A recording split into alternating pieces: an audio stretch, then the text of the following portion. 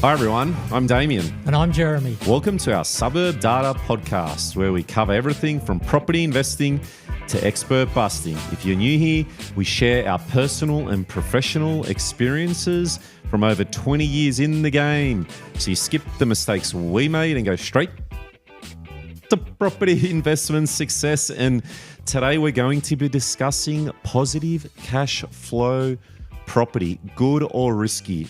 Jez, so this is a 3-part series for our listeners. Yeah, it's a popular topic, and it's already been discussed in a lot of other very good podcasts, but we're hoping to cover some different angles. The reason why I wanted to focus on this is you hear a lot of people talk about, I just want to buy a property that costs me nothing. And you hear it all the time, and we're going to show that it's difficult in this sort of high interest rate environment. So let's start with the first part of the series. So, Jez, what is positive cash flow property? Just to give a quick overview. It's where the property delivers more after tax in dollars than it drains. So think of it as like I guess all your rent and then all your expenses. So some people might think, okay, well, if it's principal and interest on my property's negatively cash flowed, it's costing me a lot, but they're actually paying down the debt. So when you do your tax return, it'll have like that property there. It'll have all the rent and then all the expenses, but only that interest component. So that's sort of how you work out, is it positive or negative if you have an existing property? Yeah, so you've got a bunch of different kinds of expenses. You've only got one source of revenue, it's the rent. Yeah. And I think what I wanted to start with, like, what is average? So if we look at houses, for example, so we've got visual aids for this. So everyone that's listening via all our podcast platforms, you can actually view it also. But let's say houses only, like, what is the average? So what I wanted to discuss or start off with is, let's say you purchased a property for $500,000, okay? And we're using a 20% deposit, and then so we're putting down 100,000. Let me just grab my little pointer here, laser pointer. So we've got 100,000, 25,000, let's say stamp duty and purchase costs. So it's costing us about 125,000 properties. Right, so you've got to come up with 125,000 in order to buy a $500,000 property. Correct, that's right. And then we're borrowing that other 80% component. So I've shown this cash flow spreadsheet in past episodes, but I think the idea is, let's say we look at an average rental yield, I guess, as Australia as a whole. So I've used here about 4.31, I think, from the context ruler when I had a look at it earlier. But let's say that's an average yield that you'll be looking at on that type of property. And that can vary. It could be a lower rent or it could be a higher rent. Yeah, and that is a little bit higher than what you would really consider to be an investment possible suburb. So there's an enormous number of suburbs around Australia that have very little real estate, and I suspect that a lot of those have been included in that 4.3%. It's probably a bit closer to 4%, but I'll show a slide on that later. But yeah, so we're looking for, what are the averages here? And in part 2 of the series, I'm going to also show examples of markets and properties. And we'll also look at, you hear a lot that yields are higher with units, which is true a lot of the time, but then your expenses are also higher due to a lot of the body corps. Yeah, so that's a good point. This is gross rental return. Gross. And then you've factored in all the expenses, which is, this is a great spreadsheet. And then I've also highlighted the main I'd say variables. So we've got the purchase price, 500,000, roughly the rent on that, which is 4.31% or $414 a week. And then the big one is the interest rate variable. So back, 3 years ago, the rates were let's just say around early 3%. Amazing. So it's, double. Very light. Yeah, double now. So that obviously hurts a lot of your cash flow. Or, if you bought a property back then, which we're going to look at soon, what's the difference from now to, 2 years back? And then if we have a look at the cash flows on that property, so if you bought a $500,000 property with a 4.3% yield, you'd be looking roughly around after tax, it's going to cost you about $195 a week to hold this property. You want to just rattle off what those expenses are, just for people who are listening? Yeah, so we've got like loan fees, but that might be waived. You've got things like council rates. I've got insurances, maintenance. So I like to always factor a bit of a buffer in there for maintenance. I guess it depends on how run down the property is. But typically when you buy a property, you want to have a bit of a buffer, like when you purchase, just in case you got to do some renovations or some value add to the asset. Management fees, again, that can vary. And then I had it like a 0.25% of the property value as a bit of a buffer, just to be safe. So this is more on the safer side of things. Okay, so for a typical $500,000 property, we're looking at expenses totaling around about $8,400 for the year. Correct. $8,400 of the year. Yeah, and the loan repayments, $26,000. So if we're getting rental income totaling nearly $20,000, total expenses $35,000, our annual cash flow is negative by about $15,000. But then you've got to factor in tax. You have to factor in tax too. So you mean that, the credit that you'd get back. So this is like, it's a negatively geared property, so it's costing us $15,000 a year, and based on maybe a marginal tax rate of, let's say, 30% plus your 2% Medicare levy, you get $5,000 back. So instead of costing $15,000, it's costing us about $10,000 per annum, or $200 a week roughly, to hold this property. Yeah, after tax, $200 a week. $200. Yeah. And then now, the key, which we discuss a lot, is the growth. That's an important part, because you buy a property and it's constantly costing you something. Like, why would I do that, Jeremy? Yeah, it's because of the growth. It's because of the growth. That's what we really want to target. And it also stresses to me that you want to go into markets where you can get that capital growth as soon as possible, because it's an easy excuse for anyone to say long term, you'll thank me in 20 or 30 years' time. You could throw a dart anywhere and you're going to receive potentially capital growth, aren't you? Yeah, over a 20-year period, there's this sort of reversion to the mean concept where just about anywhere you buy, there is this tendency for all property markets to grow at the same rate over 20 or more years. And I'd just say, listeners, don't buy into the whole long-term excuse. You want to understand whoever you're dealing with is this going to give me the highest probability of growth within the next, let's say, 2 to 4 years? Yeah, it's a very easy sort of safety net, isn't it, to say we can get you good growth over 20 years, but you can do that yourself. And if we have a look at the estimated annual profit, so it's costing $10,000 in cash flows, but the growth is really what we're after. And this can be variable. We've factored 6% because that's been the average growth in the Australian market per annum over the last 10 years. But that's what we want to be targeting. We want to beat the national average. And in this example, I've used 6%. So we're profiting close to $20,000 because of that growth. And we've injected $125,000 in cash. So our ROI is around that sort of close to 16%. So the money that we've injected, we're receiving a return on our investment of around 16%. Yeah, and this is a good bog standard investment property. So what is it you hope to achieve by investing in shares? What is it you hope to achieve from your superannuation? What is it you hope to achieve from an investment property? Well, here's a good example. We've got interest rates at a good average sort of long term. We've got capital growth estimated at a good long-term average. We've got rental yield, which is bog standard. Everything is bog standard. The expenses, the insurance. What you're looking at is around about a 16% return on your investment. So here's a great way in which you can compare property investing to share investing or the return you get in superannuation. You're going to look at a long-term return on your investment of 16%.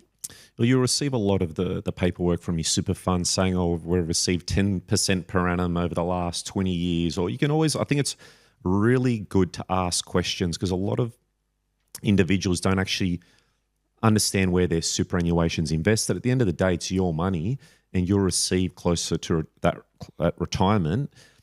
And it also helps with your pay down strategy when you do get to 60. People don't think about that. They think, oh, I buy all these properties, I sell down.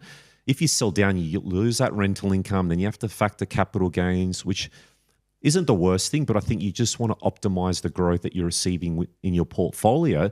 But I know we've spoken a lot about this, Jeremy, is, let's say you've got a property portfolio. We want to start thinking about what's the growth moving forward on a specific investment. So you'd maybe do a check, maybe every 6 to 12 months. And if there's maybe potential minimal growth that you're forecasting on one of your properties, maybe you let it go.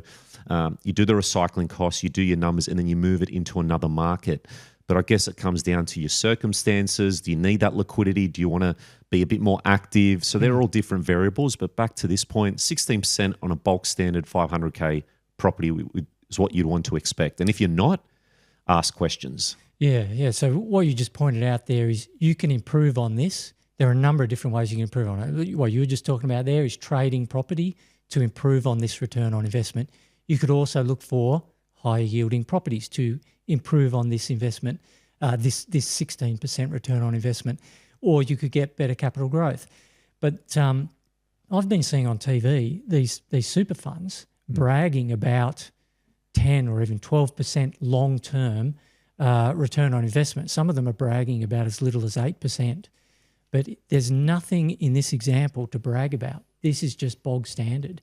This is throw a dart at a map, pick any property, and you are looking at around about a long-term return on investment of 16% per annum. And this just highlights how good property is as an investment vehicle compared to a lot of the alternatives, investing in shares, pumping money into super. Well, we believe that, I know for myself personally, I want exposure to property. As you do, I know you're heavily invested in property, but I also have a bit of exposure to shares and crypto, but that's only a small asset allocation. So I am very big of obviously having a bit of liquidity there and also money in an offset. But I think the other key point to illustrate here is you can go for a higher yield, and that yield is potentially almost guaranteed if you're going into markets with low vacancy rate and you're seeing that rental growth happen in a specific market where that growth maybe it's not guaranteed, is it?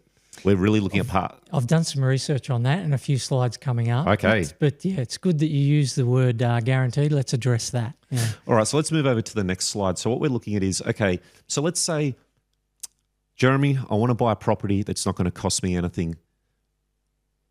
Using the previous example of 500,000, how can this property be positive cash flow? So what I've done here, actually, I'll ask you the question, how would it be positive cash flow from the get-go? All the same numbers that we're using from the previous slide. Yeah, so this is a great example. What variables can we tweak? One of them, the most obvious, is I need more rent. But what you're showing in this slide is you can have a cash flow positive property if you lower one of the other variables. And you've chosen in this case the loan to value ratio. So in the previous example, we were putting down 125,000 all up, okay, cash. And then in this example, it's 355,000. So what we're doing is we're taking a very small loan out, 170,000, and that's really bringing down our repayments. And then it's putting this property now into we're getting $3 a week back in our pocket. Not bad. I can almost buy a coffee. Almost buy a coffee. I can buy a couple of those pod coffees maybe. But I think the net profit though, the ROI has dropped now to 8.5. So almost halved from, let's say, 16% down to 8.5%. So why has this return on my investment dropped? So we're buying the same property. Why has the ROI dropped? It's because you're putting in more money. So ROI is return on investment. So in this case, your investment is a lot larger. It's $355,000. So if I was in this scenario and I had 355,000, what I would do is let's say, most would go at a higher price point, but let's just look at the 500K property. I'd put that 125 down and that remaining, let's say 200,000 or 225,000, I just park it in an offset. One, I've got access to my money whenever I want. I can potentially use it as a deposit for another property. But having that money in the offset would also bring my repayments down. So I wouldn't just put all the money down because let's say I lose my job or I need that cash. I'm not going to get it from the bank if I don't have a job. Yeah, so it's probably not the best investment strategy is to buy properties in cash. One of the benefits you get is lenders like real estate because it's so safe. So leverage is what makes the return on investment so good. Try and optimize as much money you can get from the bank, but park all that money in the offset so you've got access to it. Next slide. So how would you purchase a property that's positive cash flow with an 80% LVR? So let's say we're back to that first example of we're putting $125,000 down. How can we get positive cash flow? Yeah, so we're looking at the variables that an investor has control over. You don't have so much control over the interest rate. It's a choice where you invest. You could buy in areas where the rent is higher. The option we just showed before is you put more money in to get that cash flow. So in this slide, you're showing how you can get a cash flow neutral, I would say, after tax $3 up your sleeve. You can get that by investing in a market with a 7.9% yield, which is pretty extreme. And there are markets with the yields like that. So why wouldn't we just invest in those markets? Because we have factored 6% capital growth, and this is something I spoke to you. Well, just instead of getting 16% ROI, wouldn't I just go for the 24% ROI? If I factored in 6% growth, why wouldn't I just go for 7.9%? Yeah. So the previous slide where we showed a 16% return on investment, that's bog standard. Now we're looking for outperformance. And in this particular slide, we're looking for outperformance in cash flow, rental yield. And we're targeting a very narrow number of suburbs here that have an extremely high gross rental yield.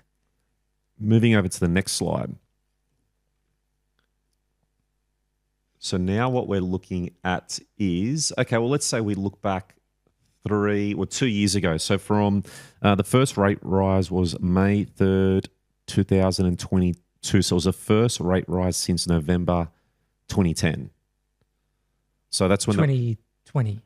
So it was 2010, and then there wasn't a rate rise for 12 years because the rates were dropping. Yeah, so the rates were around they were coming down. Yeah, let's just say they were about 3.3%. So again, looking at the difference between having a neutrally geared property now at 7.9% yield and having it with a 3.3% interest rate, that 3.3% reduction in your interest rate is bringing back about $175 a week in your pocket. So that one drop in the variable, the interest rate, is making this significantly positive cash flow now. One drop. I mean, gee, that is significant.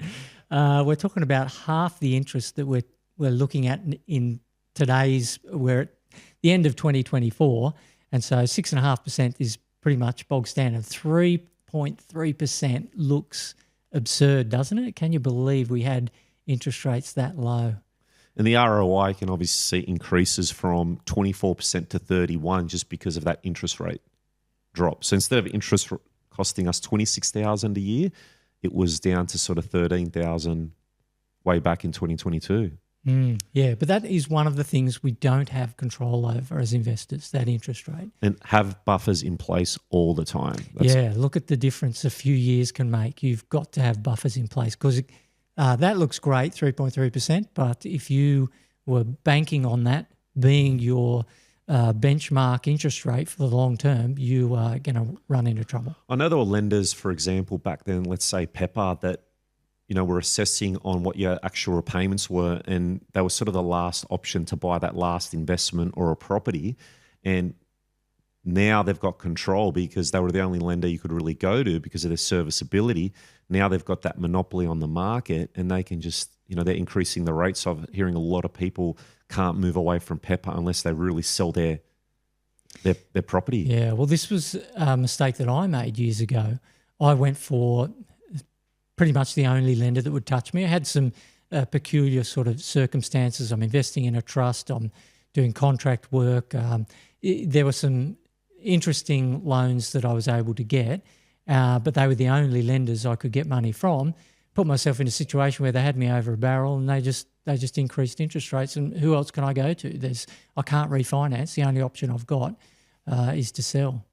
So, yeah, don't put yourself in that situation where you only have one lender. You want to be able to vote with your feet and go elsewhere. Well, back then people would have done cash flows. Okay, my surplus cash flow every month might be, $1,000 a month. And now if they had a one property, 2, 3, that could have put a lot of pressure on them now, and they have to tighten up or either sell down that asset because they can't afford it and it's impacting their lifestyle. Yeah, well, back then I had 16, so it was a serious problem.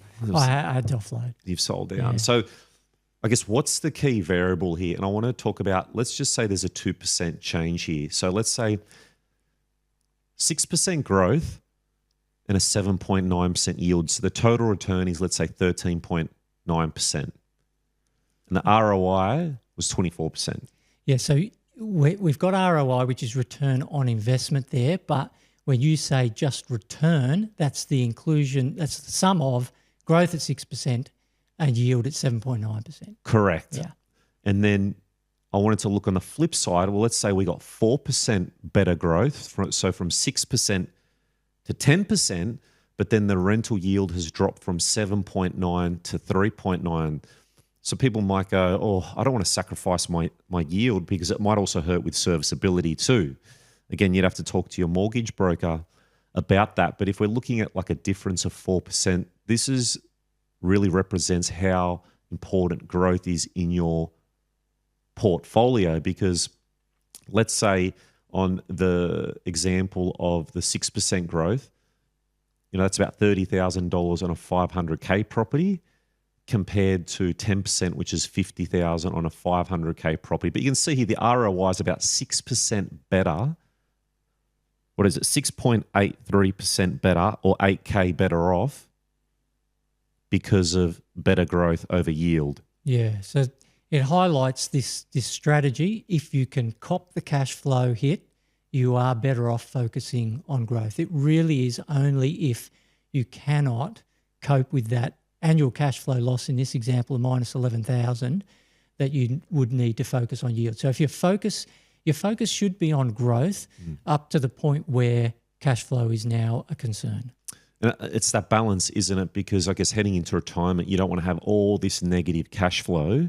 And the risk is you don't get that growth because you really need time in the market to see that growth. You're not going to get it overnight, but we want to try and optimize that probability of receiving that capital growth.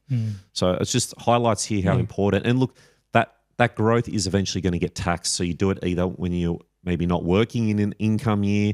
I guess if you're working and you try and sell it, you might push you to the higher tax bracket. So you need to take all that into consideration. The only two reasons I would ever sell is most probably if I needed the money, so liquidity problems, or if I was coming into retirement, or if there's very minimal growth opportunities for that asset and I want to move and be a bit more active. You need to factor your time into selling, buying. Yeah, it does take a bit of time to do that. But this is a good example. Great comparison there. So what do we got here? Gross rental yield. Yeah, so this was my slide. So what I wanted to do was paint a picture on just how unlikely it is that an investor will find the sort of markets in which property might be cash flow positive. So this infographic is called a context ruler. It shows what's normal, what is exceptional and what is normal for yields around Australia at the moment. So at the top, sort of to the left there, you can see the average yield is about 4%, and the majority of suburbs fit within a range which is called the standard deviation. So you can see plus and minus 1 standard deviation, little grey lines stretching out to the left and right of that average. What's the standard deviation, Jeremy?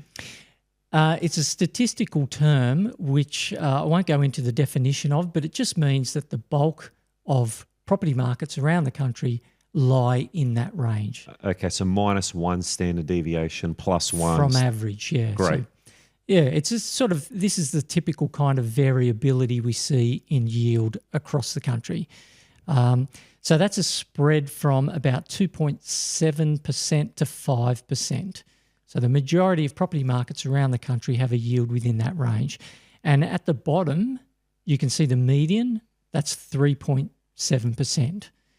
And the Q1, Q2, Q3, Q4, those are quartiles. So they represent 25% of the market. So Q2 and Q3, which looks like quite a narrow range, 50% of the country's property markets lie in that range. And the height of the bars represents how many property markets we've got in that little range. So the width of the bar is, I think, a 0.2% yield range, and the height of the bar you see on the far left is very low.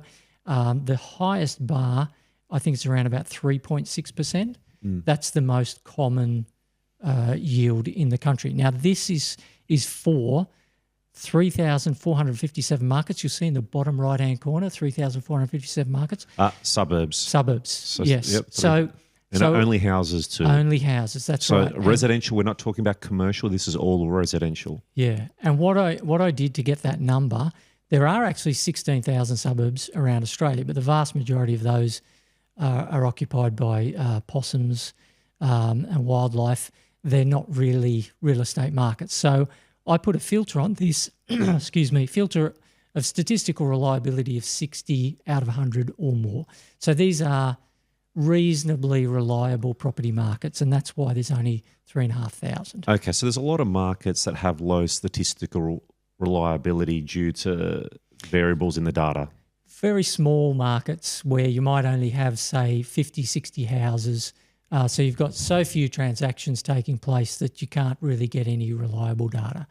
Okay. So this is filtering a lot of those out, an enormous number out. These ones are reliable. All right. And you can see just how rare 7.9% is for a yield. Over here, that's all right. That's 7%. There are 8%. markets there, but like again, I like to sort of talk about like what I would do just from my experience, and right or wrong, there's no right or wrong. It's just personal circumstance. If I want more yield, I must buy some high dividend index funds, or if I want yield or cash flow. But while I'm working, I don't really need that. But maybe closer to retirement, when I want certainty around my cash flow, I might shift more to index funds, for example. Yeah, well, the purpose of this slide was just to show how difficult it is to get that. They do exist. You can see thin bars there, around 8%, but it is difficult. You are narrowing down your all the other variables, like the potential for growth here. You're really narrowing it down. And those high rental markets, which I think we'll touch on more in part 2 of the series, is that the higher yield markets potentially might have higher associated risk, which we're going to discuss. And I've actually got numbers on that too. So, all right, so yield 4% above average, 1 in 100 rarity. Okay, so what I was doing here, I was thinking if we are looking for yield that is 4% above average, so the average I showed in the previous slide was 3.9%. So now we're talking 7.9% in your spreadsheet. That showed you're talking about a cash flow neutral or ever so slightly positive market. How easy is it to find these? Well, they're about 1 in 100. So to find a market with a yield of 4%, so is that 1 in 100 rarity? Is that for all the suburbs in Australia, or just those statistically reliable? The 3,500. So the 3,500, yeah. How easy is it to find something that's 4% above average there? It's or more, 4% or more above average. So that seems really high, isn't it? 1 in 100. As in very rare, or is that common enough? Well, that's saying that's rare, isn't it? 1 in 100 rarity. Yeah. So you're looking at 1% of the property market. If you are targeting cash flow positive property, you are talking about a 1 in 100 suburb. Okay. Yeah. Oh, 4% above average. Okay, so if you had like 4%, I understand now. So it's very difficult so the probability is very low into finding. That's right. Yeah, quite common to get average yield. It's average. But if you want 4% above that, which is required for cash flow positive, then you're talking about a very narrow window of opportunity. And then I looked at, well, how common is 4% above average growth? And that's actually far more common. That's only like 1 in 25. So you're talking about roughly 4% of the market is going to have 4% growth above average. Okay, so I'd be looking at probability here and really targeting that growth. That's what I would do personally. That's the message that I was trying to show from this slide. You've got more chance of outperforming by 4% if you target growth rather than yield. And leading to the next point, so how long do rental yields as high as 7.9 last? Because there are, I guess, variables there. I guess like maybe what's the big one? Vacancy rates, and then maybe also rental growth. Yeah. So that can be negative or positive. And again, in part 2, we'll go into a bit more detail. But how long do they last? Yeah. So you mentioned that rent is a guaranteed, whereas growth is a bit of a risk. And I thought, well, yeah, how guaranteed is rent? So one of the arguments that people would say for pursuing yield is that, well, I know the rent this property is currently delivering. That's something I can rely on. But the growth is anyone's guess. Well, it's not. I'm a big believer that you can at least have a prediction on what growth is. But what I did was I looked at 3 years ago how many property markets were there around the country that had a 7.9% yield. There were only 23 that I could find with reasonable statistical reliability. And 3 years later, out of those 23, only 10 still had a yield that was cash flow positive of 7.9% or more. So less than half of them managed to maintain over a 3-year period a cash flow yield. And out of those 10, half of them had growth lower than 6%. The average was pretty good at around 8%. So my point there is to get 2% above average growth, which is 8%, for a cash flow neutral or better property, you are looking at 1 in 400. So 0.25% of the property market. That's what you're targeting. And did any have growth 0 or less? Yes. So there were markets that had negative growth. That's right. Well, yeah, they did. So, but some of them had excellent growth. So it's a bit of a mix. It was a small sample, but the point there is that if you are pursuing high yield, you are really narrowing your chances. Whereas if you of success, whereas if you target high growth, you've got more chance. And that's the challenge with property is you have sort of one shot at the start, don't you? Let's say you do have that $125,000 deposit. You need to make sure that it's right. Yeah. So you can do your suburb selection's obviously the key, and then you start getting into the nitty-gritty of that individual property. But a modest mix of growth and yield, that's what we want. We want the balance, don't we? That's right, yeah. So I thought 7.9% is really pushing it. What about, a mix? So shifting the yield down to something a little more reasonable, to only 2% above average, which is 5.9%. It's still pretty high. And then a growth forecast of 2% above average, which I'd put at 8%. There were only 14 matches there.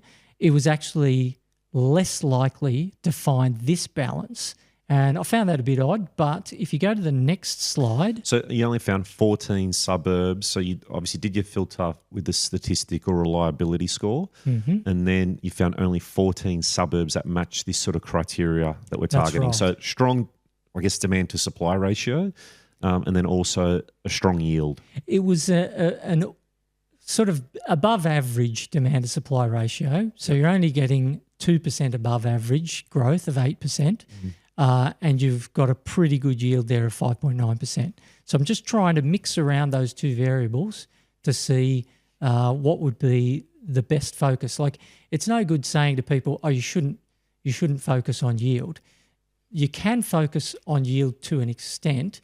How focused should I be? So I was trying to find the right sort of mix. And the next slide, I think, is the next one. Yes, the next one is what the best mix turned out to be. So aiming for around about 9% growth, which is 3% above long-term average, and a yield only 1% above average, which is 4.9%. So the average I showed on the other slide was 3.9%. So targeting a yield around about 5% is a healthy yield. That gives you a lot more options for growth potential. And there were a lot more opportunities here. I don't actually have the number there, but this was the best mix. This is giving you the greatest chance of maxing out your overall return, including a mix of yield and high yield and growth. Because we want that growth. I think that's the main point here, is that the yield's important and you need to factor that to your circumstances. But I think that growth is really, as you're accumulating, is what you really need to target. So you want to open up more avenues. So to me, the higher yield that you go, the less markets you've got to focus on. You reduce that yield, that one parameter, you've got more options to invest in. That's right. And the next slide actually shows that really clearly. So higher yields are usually associated with lower price points. So this chart shows the correlation between price and yield. So price is along the bottom horizontal x-axis. You can see it going from 500,000 up to 5 mil as you go from left to right, from cheap to expensive. And the yields across that range get lower and lower the more expensive it gets. So up the left vertical axis is the yield, and you can see that to get the high yields, you really need to target cheaper properties. And this is part of the problem of getting good growth with truly high yields. You really need to look at a very narrow number of suburbs, and that limits your potential for capital growth as well, simply because you've got less to choose from. So there is no direct correlation between lower yields and higher growth or inverse relationship, but you simply are going to get less growth because of less markets if you target truly high yields. And that's so these dot points on the charts, they're the suburbs you've just picked out? Or like, what are they? Local government areas, significant urban point. areas? I chose the SA3, Statistical Area Level 3. So it's closer to a local government area but more consistent in size. So sometimes you get monster LGAs, sometimes you get really small ones. SA3 is far more consistent in size. So how many suburbs would be in SA3? So for example, I don't know how many suburbs will.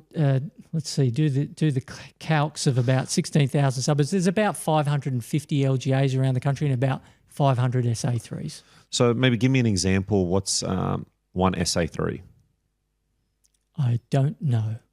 Like Parramatta, Parramatta. There would be a Parramatta SA3. So quite often they will have a name which correlates to the name of the local government area. Okay, so it's just like pretty much think of it as you've got like the suburbs under this one umbrella. Yes, I have aggregated all the suburbs within an SA3, calculated their typical value and their typical yield. Because I would expect to see, if it was just suburbs individually, like thousands of different dot points. That's right. But this is clear to me that the higher price point that you go, and this is the argument, and this is one thing I'm going to focus on in a future episode.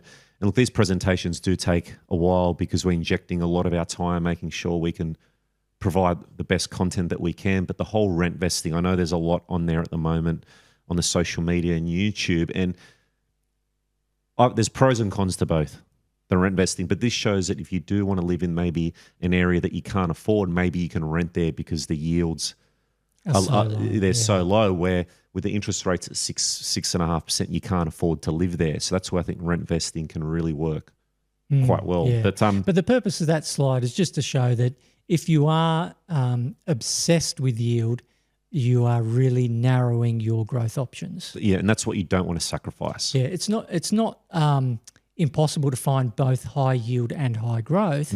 It's just that if you are too focused, too absorbed with yield, you will narrow the opportunities you have available so much that you basically will be neglecting growth.